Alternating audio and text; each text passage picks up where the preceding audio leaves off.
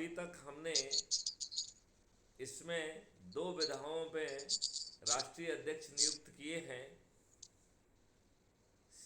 मैं ईश्वर प्रसाद जी से रिक्वेस्ट करूंगा कि वो ज़रा अपने काम में गति लाएं और एक जैसा कि ईसा जी ने किया है, आप भी उसी तरीके से वरिष्ठ नागरिकों का जो है क्राइम फ्री भारत वरिष्ठ नागरिक समूह बना दीजिए।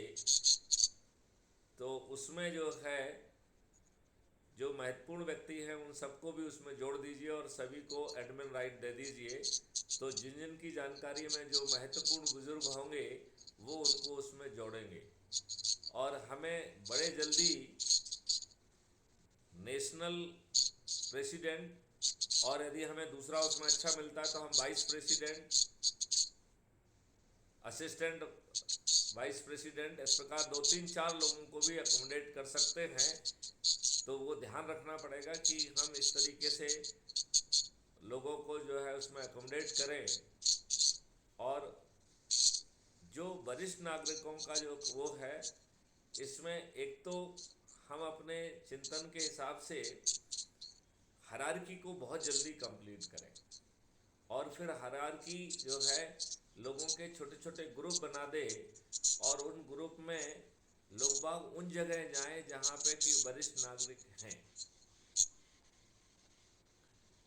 वरिष्ठ नागरिक जनरली आपको आजकल आश्रम में, मंदिरों में, पार्क में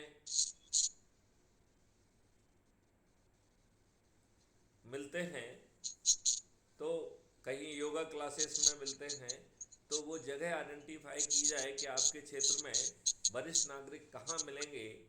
और वरिष्ठ नागरिकों के प्रति मेरा विशेष तौर पर रुझान है, क्योंकि मेरा ऐसा मानना है कि वरिष्ठ नागरिक उन्होंने अपने जीवन को जो है सभी जो चीज़ें हैं उनको उन्होंने पूर्ण कर लिया है और अब वो चाहेंगे कि यदि उन्हें अपने आगे की जनरेशन के लिए एक अच्छा भारत देने का मौका मिले, एक अच्छा इकोसिस्टम देने का मौका मिले अपने बच्चों के लिए, अपने पोतों के लिए, अपने परपोतों के लिए, तो संभवतः वो अपनी एनर्जी को लगाना चाहेंगे और लोगों में वो चीज़ कंट्रीब्यूट करना चाहेंगे।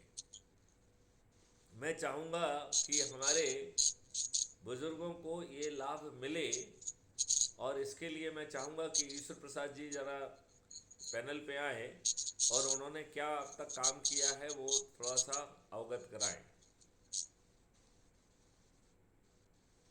मैं ये चीज़ चाहूँगा कि विशेष तौर पर मध्य प्रदेश, राजस्थान और छत्तीसगढ़ के जो प्रभारी हैं वो ज़रूर जो है पैनल पे आके प्रतिदिन की कार्रवाई को ज़रूर बताएं कि उन्होंने ऑर्गेनाइजेशनल स्ट्रक्चर को कहाँ तक बढ़ा दिया है और 24 घंटे की प्रगति कैसी है। क्योंकि अब हमें ईश्वर साहब आ चुके हैं साहब। हाँ, तो अब हमें जो है इस बात को ज़रूर चर्चा करना है और हमें 18 विधाएं जो हमने बार बार स्पष्ट की है, मैं अपेक्षा करता हूं कि सभी साथियों ने उनको समझ लिया होगा। अन्यथा जो है उन विधाओं के बारे में मैं ज़रूर जो है 1 2 बार फिर से जो है ना बताऊंगा। लेकिन अभी मैं सबसे पहले ईश्वर प्रसाद जी को सुनना चाहूँगा।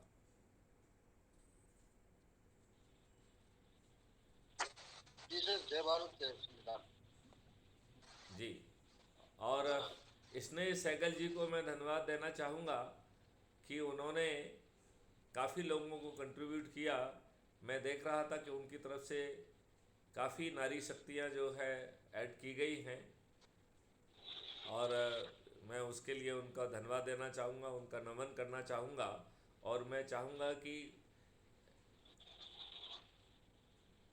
ईसा जी और आप लोग मिलके जो है एक समय तय कर लीजिए जिसमें कंपल्सरली जो है आप अपने ग्रुप की 24 घंटे की मॉनिटरिंग करेंगे और उसमें 2 चीज़ों को ध्यान रखेंगे कि आपने अपनी ऑर्गेनाइजेशन को कितना बढ़ा दिया है और दूसरा 24 घंटे में कितनी संगोष्ठियां वगैरह ली गई हैं, क्योंकि हमारे पास समय कम है।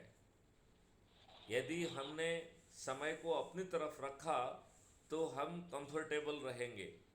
नंबर 2, जैसे ही संख्या बल आपकी तरफ आ जाएगा तो आप बलपूर्वक अपने लोगों की बहुत सारी दिक्कतों को दूर करा पाएंगे, क्योंकि जब जो है 100 करोड़ लोग छत पर चढ़ के थाली बजाकर दीपक जला के अपन जो भी मुद्दे को उठाना चाहेंगे वो मुद्दा राष्ट्रीय मुद्दा बन जाएगा और उसे किसी को भी नज़रअंदाज करने की हिम्मत नहीं होगी। तो मैं अब ईश्वर प्रसाद जी से अनुरोध करूंगा कि उनकी क्या कार्रवाई रही और उन्होंने अपने ऑर्गेनाइजेशन सेटअप को आगे बढ़ाने में क्या काम किया है।